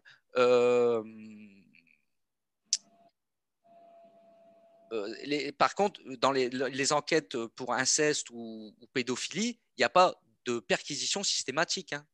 Moi, je croyais ça au début, que c'était NCIS, que les mecs, bon, ils allaient l'auditionner, lui mettre un coup de pression, aller voir chez lui ce qu'il y a, s'il y a des choses sur son PC, tu vois, faire des recherches, etc., ce qui est normal. Et après, si une enquête sérieuse ne révèle rien, bon, bah, en tout cas, tu auras fouillé un peu partout pour avoir, on va dire, une idée de la psychologie de la personne ou de ses activités, etc. Ben non, je te dis, les enquêtes, c'est une vaste blague. Alors, donc en fait, on va résumer la situation. Tu es en train de me dire que ça peut se passer n'importe où, n'importe quand. C'est-à-dire dans les vestiaires qu'un enfant pourrait éventuellement être agressé n'importe où, n'importe quand. Ouais, dans les vestiaires d'un centre sportif, regarde les médias ou même sur notre site, au quotidien, on relaye ça. Donc, les enfants, c'est pas nous qui le disons, c'est les faits. Les enfants, quotidiennement, dans notre pays, se font agresser par des prédateurs, des tentatives d'enlèvement. Regardez, dernièrement, il y a eu l'affaire Maëlys, Nordal Lelandais. Enfin, quotidiennement, on en voit. Là, il parle de Maznef et tout ça. Donc, tous les jours dans notre pays, oui, il y a des enfants qui se font violer. Il y a un mec, j'ai vu une interview il n'y a pas longtemps, mais dans un vrai média, il a dit qu'il y avait un enfant violé toutes les heures dans notre pays. Toutes les heures. Donc, on a un enfant toutes les heures qui est violé chez nous. En France. On a une maman ou même peut-être un papa, ça peut arriver que ce soit l'inverse. C'est plutôt rare, mais ça peut arriver, je pense. Oui, oui, oui, Qui il y a va des aller, femmes, ça arrive. qui Hein. va aller ou alors des mamans qui mettent dans les mains d'autres personnes leurs propres enfants. Mmh. Donc, effectivement, ça va dans les deux sens. Qui va aller dans un commissariat de police avec son enfant pour déposer plainte. Mmh. Là, on va le faire passer pour fou. Non, non, déjà, il est possible qu'il tombe sur un policier déjà qui va dire non, mais nous, on prend pas les plaintes, ça sert à rien, ou etc. Moi, j'ai des mamans qui m'ont appelé en pleurs, qui voulaient aller déposer des plaintes au commissariat. Ils se sont fait jeter avec leur fille de 5, 6, 7, 8, 9 ans du commissaire. Jeter, je dis non. Mais imagine pour la petite, elle est prête à parler. Sa mère l'emmène pour révéler une agression sexuelle. Le flic lui dit non, c'est pas l'heure, ou revenez demain, ou allez au commissariat de l'autre ville. Nous, on ne prend pas cette plainte-là. Donc, après, si il tombe sur un policier, effectivement, on prend la plainte. Déjà, il ne va pas prendre la plainte de la petite directement, parce que il doit prendre la déposition de la maman en premier lieu, parce que l'enfant doit être entendu par une brigade normalement spécialisée, avec une procédure particulière qui s'appelle la procédure Mélanie. Elle doit être, cette procédure, faite par deux officiers de police ou de gendarmerie formés au recueil de la parole d'enfants victimes, à la psychologie de l'enfant, comment je vais dire, à l'attitude, désolé, je suis un peu fatigué, j'ai du mal à trouver mes mots, mais à repérer en fait les reminiscences qu'aurait l'enfant par rapport à des éventuels traumas subis, etc. C'est tout des éléments. Il doit être formé à savoir reconnaître en face de lui un enfant qui dit la vérité d'un mensonge. Et ça, c'est très facile. Je te dis, un enfant à qui on aura mis des phrases dans la tête, il va toujours répéter la même phrase, toujours avec le même mot. Et quand on va lui poser des questions sur où ça s'est passé et tout, il ne saura plus répondre. Il ne saura pas dire telle tapisserie, le monsieur avait ça, il m'a fait ci ou là. Non, il va lui répéter la phrase qu'on lui a mis dans la tête et c'est très facile. Mais ce n'est pas ça que font les enfants. Les enfants, ils sont courageux. Ils parlent en général. Ils donnent plein d'informations. Ils expliquent que ça fait mal, qu'est-ce qu'il a fait, etc. Bon, donc le policier, pour celui qui a bien fait son boulot, il recueille la parole de l'enfant. Sauf qu'après, ça arrive sur le bureau d'un procureur. Qui lui, c'est Dieu. Lui, il décide. Lui, il dit ouais, bon, on ouvre une enquête ou pas, ou on classe sans suite ou pas. Et moi, j'ai vu des plaintes d'enfants. 30 minutes après le classement sans suite, c'était déjà classé. 30 minutes. Le mec appelle le magistrat il dit non, c'est bon, on classe sans suite, classé. Bon. Et après, s'il y a une enquête, et tu verras pourquoi on arrive seulement à 2% de plaintes qui aboutissent à une condamnation, c'est quand ils ouvrent une enquête, alors là, le juge mandate des expertises psychologiques pour soi-disant les deux parents, mais plus souvent c'est pour la mère qui a la garde de l'enfant. Hein. Donc la mère va se taper un rapport, souvent le premier est le bon, donc le juge n'est pas content, il redemande une expertise judiciaire par quelqu'un d'autre, qui là, hop, le rapport est mauvais. Ils disent oui, la maman, elle est anxieuse, anxiogène, elle est trop soucieuse de son enfant, trop fusionnelle. Depuis quand être fusionnelle avec son enfant et être anxieuse, c'est un crime qui fait qu'on peut enlever la garde de l'enfant. Mais il y a déjà un premier rapport négatif sur la maman. Donc ça commence comme ça. Ensuite, ils vont entendre l'enfant avec la procédure Mélanie. Et là, cette procédure, et là peut-être je vais encore en choquer, mais on s'est rendu compte qu'elle est très mal faite. Et on s'est rendu compte qu'aussi certains policiers et certains magistrats sont formés par un deuxième monsieur qui n'est pas Richard Garner puisque lui est mort, mais qui est Hubert van Gisgen, qui est un expert belge qui est venu témoigner au procès d'Outreau contre les enfants d'Outreau. Ce monsieur, sans lui manquer de respect, il ressemble de faciès à Émile Louis. C'est pour vous donner une image de la tête du monsieur qu'il a. Et donc, il vient, il dit moi, j'ai jamais vu les enfants, mais je sais qu'ils mentent. Il n'a Voilà jamais les, vu d'enfant, mais il sait qu'il mente. Non, lui, il sait qu'il ment et les enfants mentent, les enfants d'Outreau, c'est ce qu'il a dit. Moi, je sais qu'ils mentent, mais je ne les ai jamais vus. Et lui, ses recommandations, quand on est un enfant victime de viol, que tu as 3, 4, 5, 6, 7, 8, 9, 10, 13 ou 14 ans, il faut que tu ne parles pas à tes parents, tu ne parles pas à ta professeure, tu ne parles pas à ton meilleur ami parce que eux pourraient polluer ton discours. Tu prends le bus et tu te rends tout seul au commissariat pour aller déposer plainte. À Voilà les 3 ans, c'est d'une logique implacable. bah, tu te débrouilles, tu prends le bus, voilà, c'est Hubert, c'est cousin Hub qui l'a dit, voilà, cousin Hubert Van Gisgen. Donc, cousin Hubert forme les magistrats, les policiers au recueil de témoignages d'enfants victimes. Et ce qu'on se rend compte, eh ben, que normalement, ça doit être des questions ouvertes, larges, pour avoir une Logique. réponse euh, euh, la plus large possible. Et on se rend compte que la majorité des questions sont des questions fermées et qu'en plus, ça se termine souvent par la fameuse question, et qui c'est qui t'a dit de venir nous dire ça? Alors qu'est-ce qu'il répond l'enfant naïvement? Il dit bah, c'est ma mère.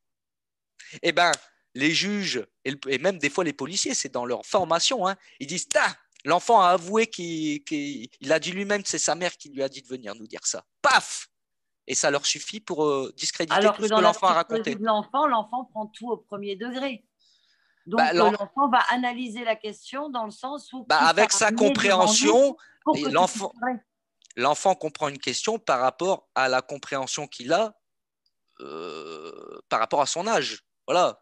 Chaque enfant, alors il y a des enfants qui sont plus ou moins éveillés, etc. Mais chaque enfant, il faut prendre des enfants de 3 ans, 5 ans, 7 ans, 8 ans, 12 ans, 13 ans, 15 ans, 17 ans n'a pas la même compréhension des choses et les questions, il ne va pas les ressentir de la même façon. Donc, bien évidemment, un enfant, surtout très jeune, va répondre en plus naïvement et sans penser à des pièges. Les gens sont là pour l'écouter, il fait confiance, il parle et il se livre. Bon, il ne pense pas à ça. Eh bien, ça suffit pour les magistrats, en tout cas certains magistrats, à classer sans suite, puisque l'enfant a lui-même dit que c'était sa mère qui a dit de venir dire tout ça. Voilà. Donc, ensuite viennent là, du coup, bah, comme pour eux, ce que dit l'enfant n'est pas avéré, puisqu'il y a une enquête, là, le pédo n'avoue pas, hein, il va dire lui, mais vous êtes fou, moi j'ai jamais fait ça, c'est ma femme qui est complètement folle, ou c'est ça, parce que des fois ça se passe dans les écoles, là je parle de cas de maman, mais des fois c'est des professeurs ou des animateurs ou des gens comme ça qui sont auditionnés. Alors ils ont toujours la même défense, ah ben non, bien évidemment, jamais fait ça, etc. Et puis là s'ouvrent des enquêtes sociales bah, contre les mamans pour voir comment ça se passe à la maison, etc. Et les mois passant, ils font des rapports contre la maman en disant voilà, on a remarqué qu'elle était toujours à charge contre la maman, hein, et donc que l'enfant est dans un conflit de loyauté vis-à-vis de sa mère, qu'elle est instrumentalisée, tout ça, et donc on préconise un placement. Et donc ils placent l'enfant en foyer. La maman doit avoir des visites médiatisées, donc là, elle doit aller voir sa fille 1 heure par mois, 2 heures par mois, quand elles ont le calendrier tout de suite, parce que des fois, elles n'ont pas le calendrier avant 3 mois, donc des fois, il y a des mamans, pendant 3 mois, elles ne voient pas leurs enfants, parce que l'ASE n'aura pas donné un calendrier. Pour voir 1 heure ou 2 heures par mois leur fille, alors que le seul crime qu'elles ont commis, c'est de croire la parole de leurs enfants. Je tiens quand même à le préciser. Et donc là, elles vont, les mois durant, elles arrivent à avoir un calendrier, elles vont voir leurs enfants en visite médiatisée, etc. Et là, les rapports sont de plus en plus accablants hein, contre la maman. Et puis le papa est encensé, hein, comme quoi que c'est un papa très bien qui s'applique dans l'éducation de sa fille. Ben, bien évidemment, ce sont des pervers manipulateurs narcissiques. Et on a même vu que pour avoir équipé certains enfants de micro-espions, il y en a qui se sont amusés à toucher leur fille pendant le rendez-vous en visite médiatisée, dans des centres médiatisés. Hein, dans des centres médiatisés. Dès que, hop, quelqu'un a le dos tourné, voilà. Donc, pour vous dire comment ils sont malsains. Et derrière, qu'est-ce qui se passe? Eh ben, la fille rentre, elle explique ça, on écoute l'audio, effectivement, on voit qu'il y avait des choses pas claires. On dépose plainte, la maman va déposer plainte. Vous savez ce qui sort, l'ASE? Mais comme le service qui accueille l'enfant, mais comme si ça peut se passer il n'a pas pu déshabiller la petite et la violer dans le centre. C'est pas ce qu'elle a dit. Il a dit papa m'a mis la main dans ma culotte. Et ben eux ils disent non non, il aurait jamais pu la violer. Mais ça c'est plein de cas comme ça, on en a vu plein. On en a vu plein, des choses comme ça, hallucinantes, où ils trompent la vigilance des gens, et à chaque fois, ça se retourne contre les mamans. Et là, ils vont dire, bah, elle aliène de plus en plus et tout. Bon, bah là, et j'ai vu des mamans se faire enlever leur autorité parentale. J'ai vu des petits garçons de 7 ans retourner du sud de la France, de Toulouse, venir être cherchés par 5-6 gendarmes chez la mère en plein vacances d'été, alors que la mère était en vacances dans sa famille, pour prendre le gosse suite à une décision de justice de placement du juge, venir la chercher, 5 policiers armés, prendre le gosse qui pleurait et tout ça. Non, je ne veux pas aller chez papa, il va me faire du mal. Les flics, aucun sentiment. Ils prennent l'enfant, ils le foutent dans le train, il est retourné en Normandie chez son père pour se refaire violer. Et ça, c'est des dossiers qu'on a dans des dossiers de gens qu'on suit. Et c'est que des choses comme ça. Donc, quand j'entends des associations qui disent à des mamans ou des avocats ou des journalistes même, oh, mais j'ai jamais vu ça dans votre dossier. Ah ben, c'est bizarre parce que nous, en 5 ans, on n'a que ça. C'est que des choses comme ça. Vous voyez, dans les dossiers juridiques qu'on traite. Parce que je t'expliquais à plusieurs phases, il y a tout le travail, mais ça, c'est l'aspect de terrain, l'aspect d'accompagnement des victimes, l'aspect judiciaire, l'aspect d'accompagnement, de soutien psychologique. Mais c'est hallucinant, c'est que ça. Alors, quand j'entends des associations, je dis, ah bon, mais nous, on n'a jamais vu ça. Non, non, non. Pour ceux qui sont un peu été confrontés à ça, d'ailleurs, je suis sûr qu'on aura une tonne de témoignages, tu verras, parce que quand les familles qui subissent ça, en fait, ils se sentent seuls parce qu'ils sont conscients que personne n'en est conscient de tout ça et on va croire qu'effectivement, peut-être c'est des mauvais parents, les gens vont les juger, etc., parce que les gens ne sont pas conscients de ça. Mais quand on y est un peu confronté ou quand on met les pieds dans ce combat-là, c'est toutes ces choses-là qu'on voit directement quand on est intègre et qu'on met vraiment les mains dedans. Tu vois, et voilà, et ça, c'est tous les jours, c'est voilà, les signalements, par exemple, il y a des signalements faits par des professionnels, pas pris par la magistrature française, ils n'ont jamais pris en considération la parole de l'enfant non plus, enfin, et puis tous les gens qui, en fait, en France, dans notre pays, défendre les enfants, croire un enfant, c'est devenu presque un délit et même parfois un crime parce qu'il y a des mamans qui ont été condamnées à de la prison avec sursis, il y en a qui ont pris de la prison ferme, il y en a, ça fait 2 ans, elles ne voient plus leurs enfants. Enfin, c'est des trucs, des histoires, c'est affreux. Que le gamin, dans tout ça, c'est lui qui prend la triple peine. Vous voyez, il a été victime, il n'est pas cru, et on le sépare de la seule personne qui la croit, qui l'aime et qui la protège, pour la remettre, se faire maltraiter psychologiquement, physiquement, et puis peut-être sexuellement encore aussi, puisqu'on lui donne carte blanche. C'est affreux. C'est affreux. Et voilà, et des fois, nous, on se sent impuissants face à tout ça, mais je te dis, on est en train de mettre des stratégies en place pour dénoncer tout ça. Cette idéologie Richard Gardner, elle est ancrée dans les structures de protection de l'enfance en France. Et ils s'en servent alors que c'est ni reconnu dans le DMS5, c'est les livres de médecine, de psychanalyse, etc. Ce n'est pas reconnu, l'aliénation parentale. Et Laurence Rossignol a envoyé une circulaire dans les tribunaux pour dire qu'il fallait arrêter d'utiliser le SAP en 2016 ou 2017. Mais il continue. J'ai encore des mamans qui me contactent, qui me disent, ils me disent que je suis aliénante et tout. Et elles, les mamans ne comprennent pas. Et on leur explique en fait tout ça. Parce qu'elles sont perdues, elles se disent mais c'est pas possible. Moi je croyais que les enfants étaient protégés dans notre pays et tout. Ben non, et non, et on en fait tous les frais. C'est tous voilà, c'est notre constat et on a une voilà. question sur. Je crois que j'ai fait le tour. Hein. Je crois que j'ai fait le tour. Je pourrais aborder 2-3 petites choses, mais je crois que j'ai fait le tour. Voilà, pour ce soir, ça sera suffisant. On a une question quand même sur. Donc, c'est Sébastien qui pose la question. On en parle ce soir. Que pouvons-nous faire concrètement pour lutter contre? En parler par le biais d'associations, point d'interrogation. Mais bon, on voit que forcément, quel genre d'association?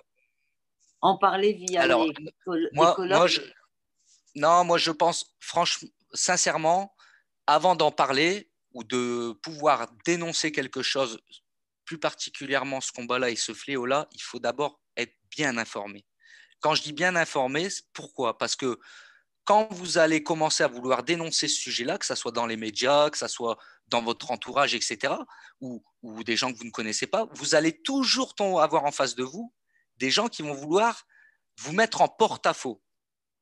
Et il faut comprendre qu'en France, il y a beaucoup plus de gens qui militent pour la pédophilie, mais qui militent, quand je vous dis, c'est qui en discutent sournoisement, vous voyez, mais qui font un travail quotidien pour mettre des idéologies malsaines ou biaisées dans l'esprit des gens au quotidien.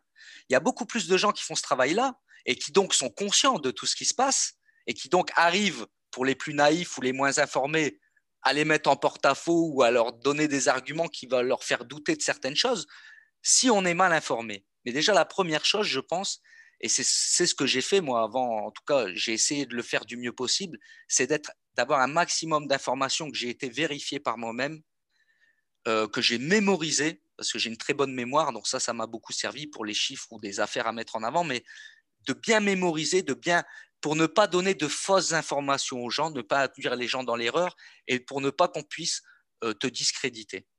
Et une fois que tu es bien informé sur ce sujet-là, là, tu peux essayer d'informer les gens autour de toi, mais déjà, il faut pas juste dire, voilà, il y a des pédophiles ou reprendre mes chiffres bêtement ou quoi que ce soit.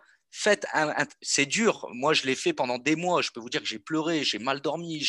Maintenant, on va dire que je prends ça comme un job. Je me professionnalise dans ce combat-là. Donc, je me prends des temps de recul, chose que je ne faisais pas au début. Moi, je suis allé comme un taureau dans l'arène.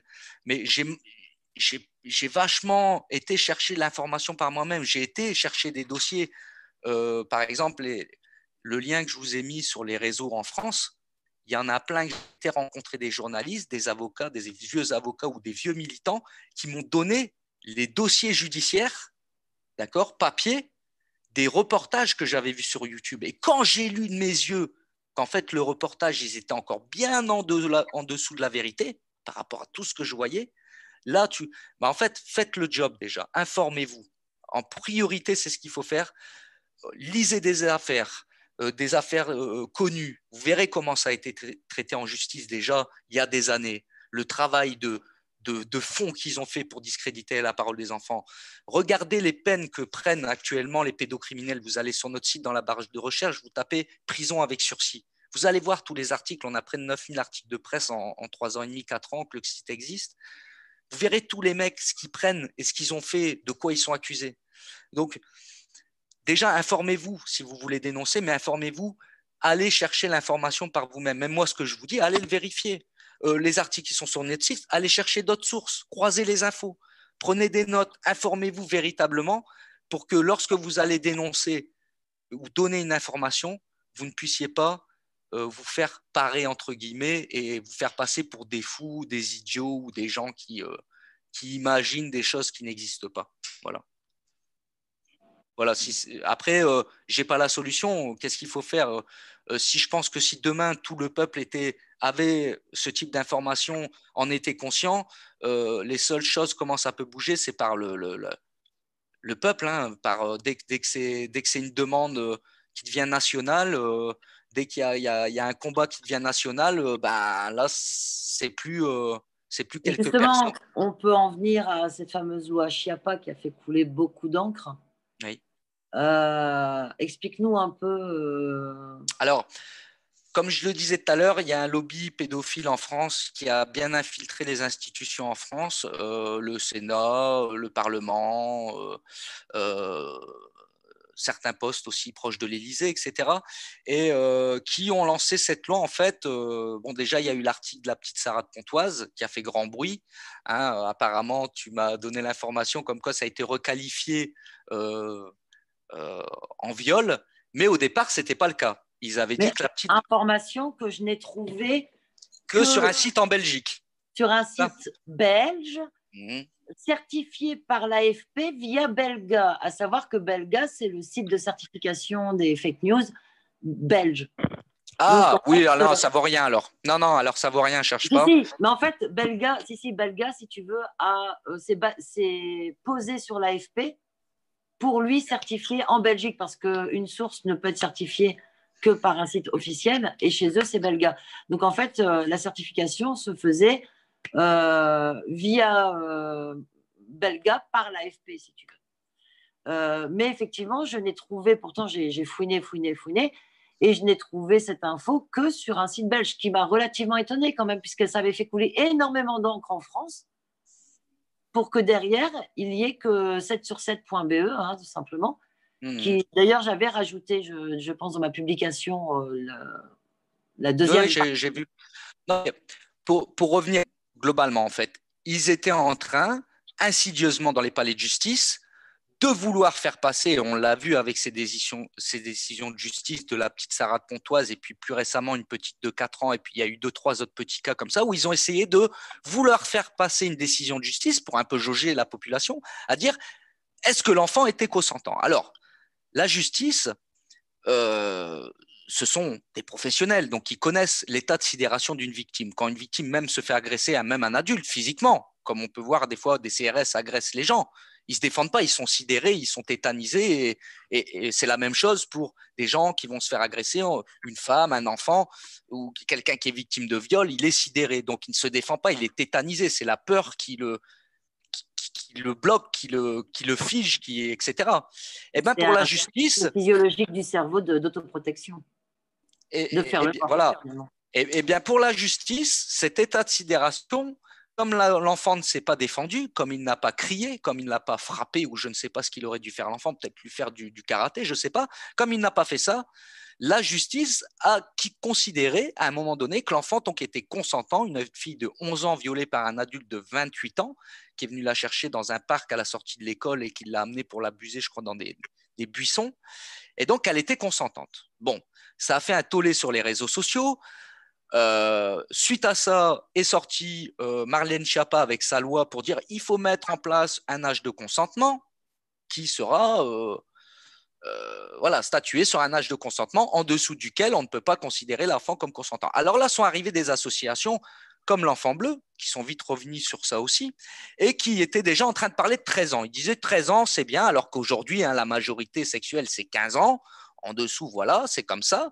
Ben, plusieurs gens disaient, ils en parlaient, voilà, ils jaugent la population. Vous savez comment c'est, une loi, c'est comme les retraites maintenant, ils lancent un truc dans les médias et ils attendent de voir ce qui réagit, ce qui en ressort, si ça passe dans les esprits et si la propagande des réseaux sociaux et puis des médias et tout ça marche bien et si ça prend, ils vont voter une loi dans ce... Et là, ils ont vu que ça passait pas du tout. Donc, ils étaient sur 13 et après, au définitif, ils ont dit, bah non, 15 et puis maintenant, on ne sait pas trop. Sauf que moi et l'association, ce qu'on constate, c'est que comme si on n'avait pas eu assez de prédateurs isolés ces dernières années, ou de cas d'agression sexuelle, pour qu'enfin la justice, au lieu de parler de consentement des enfants et donc de mettre la lumière sur l'enfant, à dire mais pourquoi tu t'es pas défendu, pourquoi tu t'es laissé faire, pourquoi au final tu es encore coupable de ne pas, presque l'avoir planté, le mec, ou l'étrangler, ou crier dans la rue, ou je ne sais quoi. Pourquoi t'étais tétanisé, en fait? Plutôt que de remettre encore la faute sur l'enfant. Moi, ce que je trouve totalement hallucinant, et là, c'est du pur bon sens, c'est pourquoi, au lieu de faire des lois comme ça, Madame Chapa, vous ne vous mettez pas à faire plutôt des lois ou des projets de loi ou des choses sur la psychologie des prédateurs, leurs techniques qu'ils ont de psychopathes pour mettre sous leur coupe des enfants, les garder sous silence, les manipuler, les violer, les abuser. On n'a pas eu assez de psychopathes. Émile Louis, Nordal Lelandais, Roman Farina, Émile Louis, Marc Dutroux, il y en a des centaines, il y en a à l'appel. Hein. Et on n'a pas eu assez de psychopathes, de tueurs d'enfants, de violeurs, on n'en a pas assez dans notre pays pour qu'enfin on se met à parler de la psychologie des prédateurs, des agresseurs, des pervers sexuels. Par exemple, en justice, il faut savoir que les experts et tout, ils ne savent pas identifier un pervers narcissique manipulateur qui a violé ses enfants. Ils ne savent pas reconnaître ça. Ils tombent sous le charme de ce mec-là qui va super bien parler, qui va les endormir, qui va...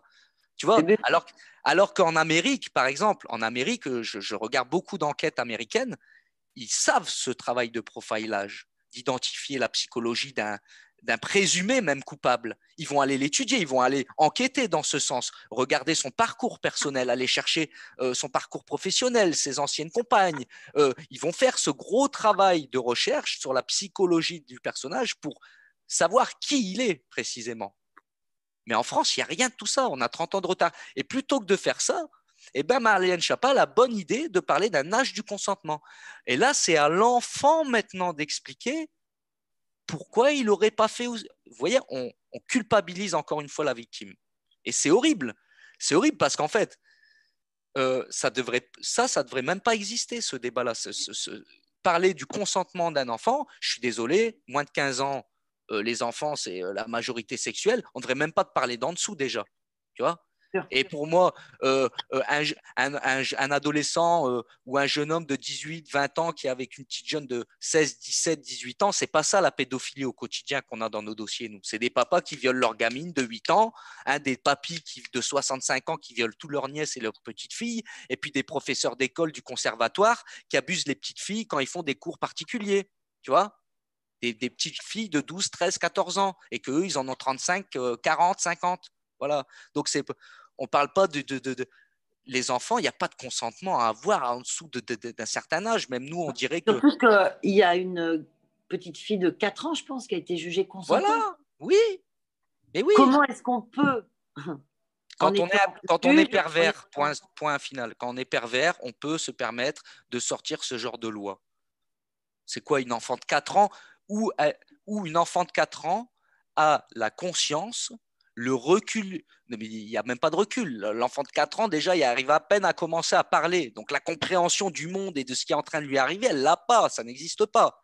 Et on peut même considérer que, moi, je considère que jusqu'à 16, 17 ans, j'étais loin de savoir toutes les conséquences que chaque acte pouvait avoir dans notre vie. Tu sais, quand on fait des bêtises, quand on est jeune et tout ça, ben, on fait des conneries, on n'y pense pas. Mais après, c'est bien plus tard, à l'âge adulte, qu'on se rend compte des conséquences de notre parcours, des barrages qu'on a pu passer, des obstacles et des épreuves de la vie. C'est plus tard, mais quand on est très jeune, on n'a aucune compréhension de la vie. Quand on est très jeune, on a subi la vie, on essaye de se construire. Alors quand on est victime de ce type d'acte, bah, pour la construction, la reconstruction et l'impact psychologique que ça a sur les victimes, c'est énorme. Donc pour nous, la parole d'un enfant, elle est à prendre en considération au sérieux, avec un œil neuf à chaque fois, et sûrement pas en brandissant le SAP tous les 4 matins en disant non, non, syndrome d'aliénation parentale. Hein, les photos des fesses de enfants abîmées, tout ça. Oui, mais toi, c'est un montage, ça peut-être. Hein. Ça, c'est peut-être un montage. Nous, on sait que l'aliénation parentale, ça existe bel et bien. Tu vois. Donc voilà, un peu, on en a marre d'entendre tout ça. Je pense que les gens, s'ils veulent vraiment aider des gens et se battre et tout ça, ben, il faut à la base déjà être bien informé. Et pour ça, ben, il ne faut pas avoir peur de lire, d'écouter, d'entendre et de voir. Et malheureusement, ben, moi, je le sais, ça a été lourd au départ. Je te dis, j'ai passé des nuits blanches, j'ai pleuré. Pourtant, je suis quelqu'un de très dur au mal, hein, mais quand tu prends tout ça Écoute, plein je vais fouet… t'avouer que la première fois qu'on s'est parlé, moi je m'en souviens très très bien, hein, c'était en février de l'année dernière, donc ça va bientôt faire un an. Je me souviens, tu sais, quand on est choqué par un événement qui se passe dans sa vie, on se souvient précisément quasiment des vêtements qu'on portait, de l'endroit où on était, le 11 septembre, enfin, Voilà. ce genre de choses. Eh bien, la première fois que je t'ai parlé, je vais t'avouer que j'ai eu ce genre de choc psychologique. Et je sais pas si tu te souviens, mais tout le rendez-vous, j'ai pleuré, enfin tout le rendez-vous téléphonique parce qu'on était au téléphone, ça a duré 1 heure et demie, Ah, je j'ai pense. même pas entendu que tu étais en larmes en fait. Tu devais Ah, te. si, si, si, si. Ouais, ouais, j'essayais de me D'accord. contenir, mais voilà, c'est pas Bah écoute, possible. je suis désolé. Moi, mon but, c'est pas Quand on de faire pleurer entend, les gens et de les rendre tristes, mais je pense que c'est c'est vrai plutôt que. une espèce de plutôt de prise de conscience. Et quand on a raccroché, j'ai vomi. Bah, moi, il y Parce a que des matins où je me lève, je vomis dès le lever parce que de colère, de ce que j'ai pu travailler la veille. Voilà. Et puis, tu sais, moi, j'ai beaucoup de gens au téléphone, donc je suis très à l'écoute. Je te dis, on est très réactif et on s'implique vachement dans les dossiers. Et c'est vrai que voilà, c'est pas quelque chose de facile quand tu décides de traiter véritablement le sujet et de mettre les mains dedans. Donc, ouais, je suis désolé, je voulais pas non, te non, mais voilà, traumatiser. je veux dire, cette, et tu m'as expliqué en partie, enfin, tu as rajouté hein, depuis un an quelques éléments, mais tu m'as expliqué en partie ce que tu as réexpliqué ce soir. Et je pense que bah, si au moins ça peut servir à ça, en fait. Ça peut servir à, voilà, à ce que les gens se souviennent la première fois où ils ont vu ce discours, ce live, comment ils sont habillés maintenant et Ah, à marquer ces esprits, tu vois, à, à se dire, bon, bah voilà, ça existe. Finalement, je pensais que ça pouvait pas arriver à mes enfants, mais en fait, si, ça peut arriver n'importe quand, à n'importe quel moment, à n'importe qui. Et surtout quand on n'en est pas conscient et qu'on n'est pas vigilant, parce que c'est comme ça qu'ils arrivent à tromper notre vigilance et notre confiance, en fait, quand on n'en est pas du tout conscient. Voilà. Et autre chose, euh, pouvoir se dire que bah, au moins ça, au moins allez voir ce live. Allez voir ce live, dites aux gens autour de vous, parce qu'ils demandaient comment on pouvait nous aider, ne serait-ce qu'en leur faisant écouter ce qu'ils, eux, viennent d'entendre. Euh, c'est vrai qu'il faut pas, enfin, il faut pas sortir d'éléments sans en être certain. Il faut Ouais, faire ouais, hyper ouais. attention, Bien sûr. être très vigilant. Mais ce live, c'est déjà une bonne base d'information, je pense. Pour Euh, pouvoir pour, euh, étaler plus tard, parler c'est plus ça. Donc, longuement de ouais. certaines choses. Ouais. Après, on a quelques questions encore qui Oui. continuent à tomber. J'en ai vu une ici. Est-ce que vous vous portez partie civile dans des enquêtes et autres? Alors, il faut savoir qu'en France, pour pouvoir se constituer partie civile dans des dossiers quand on est une association, il faut 5 ans d'existence. C'est-à-dire, il faut réussir à survivre pendant 5 ans. Parce que nous, on peut parler de survie puisqu'on n'a jamais fait de demande de subvention. Voilà, on fait tout quasiment avec l'argent de notre propre poche au sein de l'association. Hein. Voilà, on n'attend rien de personne, on fait ce qu'on a à faire quand on doit le faire. Donc, il faut survivre pendant 5 ans. Donc là, ça y est, on a passé le cap des 5 ans en juin. On va pouvoir faire une demande pour avoir la constitution de partie civile au bureau qui les donne aux associations, mais c'est discrétionnaire, c'est-à-dire ils se réservent le droit de le donner et de le refuser sans donner de motif. Voilà. Donc nous, on imagine, on va faire la demande, on espère l'avoir, mais comme on va vraiment aller dans les tribunaux pour faire manifestation de la vérité quoi qu'il en coûte, c'est-à-dire s'il y a une secte derrière, on la dénoncera, s'il y a un réseau de pédophiles, on le dénoncera, s'il y a un franc-maçon, on le dénoncera dedans, chose qui n'est pas toujours fait dans des dossiers. Par exemple, j'ai donné une info qui pèse son pesant de cacahuètes quand même. Faut savoir que Michel Fourniret, qu'on nous présente, on en reparle actuellement là dans les médias, Michel Fourniret, prédateur isolé, etc. Il n'était pas si isolé que ça, puisqu'il a fait partie du Grand Orient de France, de la loge des frères unis et inséparables. C'est un journaliste, Oli Santo, j'ai acheté son livre très récemment, là je suis en train de le lire. De toute façon, l'information est disponible. Vous tapez Michel Fourniret, Grand Orient de France, journaliste, ces mots-clés sur Google, vous allez voir. Donc, il n'était pas si isolé que ça. Et puis, il y en a plein d'autres. Il y a Roman Farina qui a fait les ateliers du goût à Villefontaine dans une école primaire, qui a été retrouvé pendu dans sa cellule après la deuxième tentative. Et chez lui a été retrouvé nombreux CD, cassettes et vidéos et clés USB de fichiers pédopornographiques sous son toit. Donc, il faisait bien un trafic d'images, ce monsieur. Et on a découvert aussi qu'il faisait partie du Grand Orient de France. Donc, si tu veux, c'est C'est un peu une affaire à la Marc Dutroux. voilà, donc c'était voilà, il y a des gens comme ça qui participent à tout ça, et en fait plus on creuse, nous plus on se rend compte pourquoi rien n'est fait contre ces sites, pourquoi il n'y a pas d'enquêtes qui sont ouvertes, pourquoi il n'y a pas de brigade spécialisée dans la lutte contre la cyberpédopornographie et pédocriminalité sur Internet, mais spécialisée spécialement dédiée à ça. On comprend pourquoi on ne recherche pas les corps des gamins qui disparaissent, ou pourquoi on ne fait pas de recherche sur les corps enterrés sous X, parce qu'en fait, tout ça est. Et voilà, il y a des gens qui participent à tout ça, et pour pas qu'on remonte jusqu'à eux, bah, tout simplement, il ne faut pas faire d'enquête, ce qui est totalement logique. Mais par contre, tu peux remarquer que les gilets jaunes qui chantent, qui dansent et tout ça, eux en prennent plein, par contre, plein la gueule. Je les plains, moi, ceux qui sont sur le terrain depuis plus d'un an dans les manifs, parce que les pauvres, eux à la base qui étaient pacifiques, qui chantaient, voilà, et ben, ils en ont pris, moi, ça me donne envie de gerber autant que ce que j'ai pu voir quand j'ai commencé sur la pédo, parce que je vois qu'en fait, dès qu'on est contre, qu'on a une cause, qu'on la défend et qu'on est contre le système actuel et qu'on remet en cause certaines choses, ben on en prend plein la gueule. Voilà. Donc là, ça passe les mamans qui défendent leurs enfants, ça passe par vous qui étiez dans les rues pour défendre votre vie, hein, et ce qui reste de dignité dans le pays, hein, et remettre la bienveillance au cœur, etc. Et puis nous aussi qu'on en prend plein la gueule parce qu'on a décidé de prendre un combat que trop peu de personnes ont décidé de porter. Voilà. Donc, j'espère que ça fera réagir les gens. Et pour revenir aussi, tu disais, tu as ce souvenir de notre première rencontre, justement parce que tu as eu de la peine. Et en fait, un souvenir, c'est toujours relié à une émotion. Tu vas te souvenir, par exemple, d'un fou rire que tu as pu avoir un jour dans ta vie, ou d'une super émotion que tu as vécue en faisant un truc extraordinaire, un saut en parachute, parce que tu as ressenti une émotion forte, un sentiment fort. Et en fait, un souvenir, c'est toujours relié à ça. Donc, quand on traite des... C'est pour ça que les enfants, même des années après, se souviennent de ce qu'ils ont vécu, parce que ils ont subi un trauma tellement important, une émotion tellement horrible, comme un film d'horreur, comme un cauchemar, qu'ils ne peuvent que s'en souvenir. C'est gravé à vie dans leur esprit, dans leur mémoire. Et voilà. Mais pour plein de choses, tu vois, c'est comme ça.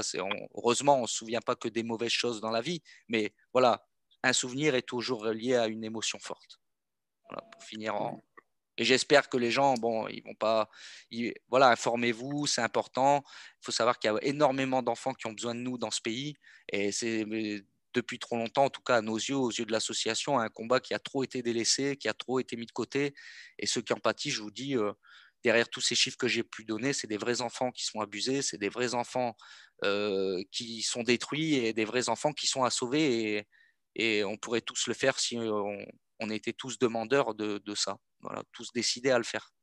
Ok. Donc, si on a besoin, donc tout ce qu'on a parlé là, de tous ces articles, Oui, du SPA, etc., on retrouve tout dans l'entête de la publication, du coup, oui. puisqu'une fois, on n'a pas su déclencher ce live sur Facebook. Bon, Hein. c'est des problèmes techniques. Hein. La NASA, des fois, ça ne Technique, fonctionne pas bon, bien. indépendant de notre volonté, en tout cas. Je relancerai des séances vidéo. On va télécharger la vidéo autrement.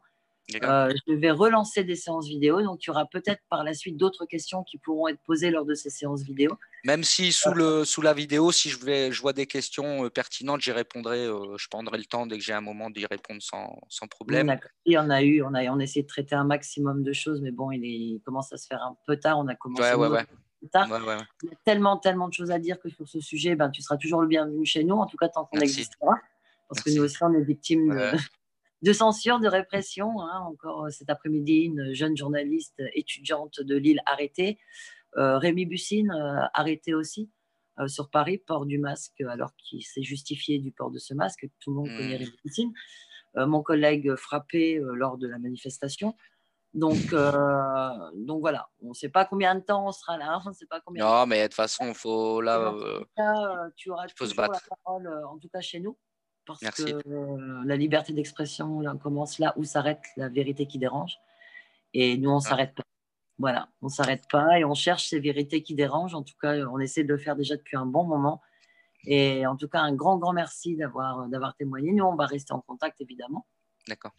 Si des gens qui verront le live par la suite en différé ou même maintenant ont des questions à poser, ben, directement sur ce live ou alors sur les JJB Live, nous, on transmet bien évidemment. Les contacts de ton assos, on les trouve aussi sur l'entête de la publication, téléphone, mail, etc. On peut aussi passer Ouais. par les JJB Live, évidemment qu'on va retransmettre.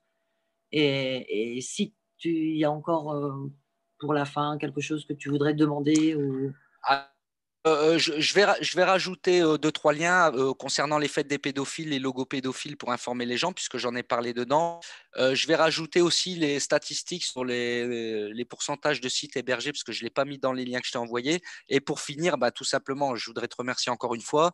Je voudrais envoyer tout mon courage aux mamans avec qui on est en train de monter des projets et puis des actions en commun pour faire bouger tout ça. Et surtout remercier tous les membres qui travaillent avec moi depuis des années maintenant et qui ont un courage aussi hors norme pour encaisser tout ce qu'on traite au quotidien depuis longtemps maintenant. Donc voilà, je remercie tous ces gens-là et puis on garde la force, le courage et on continue. Hein, voilà tout ce que je pourrais dire. Et puis merci encore à vous. Voilà.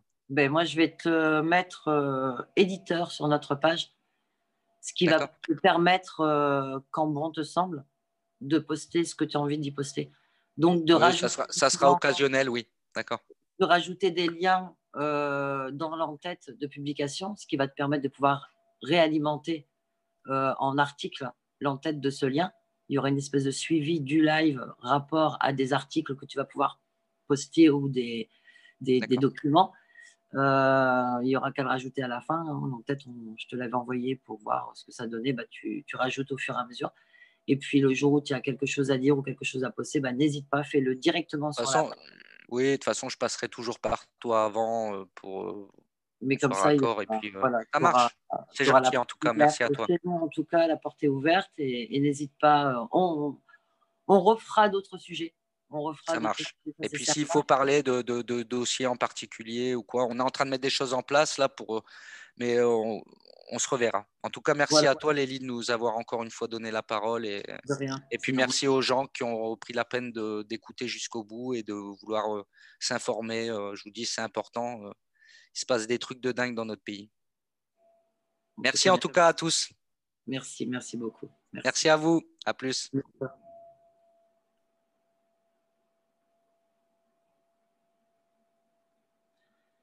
Je vous remercie tous d'avoir suivi ce live ce soir. C'était quelque chose de très lourd comme sujet. Je me suis fait un peu discrète, j'avoue. J'ai préféré le laisser parler parce qu'il connaît son sujet. Il sait ce qu'il dit, pourquoi il le dit. Donc voilà.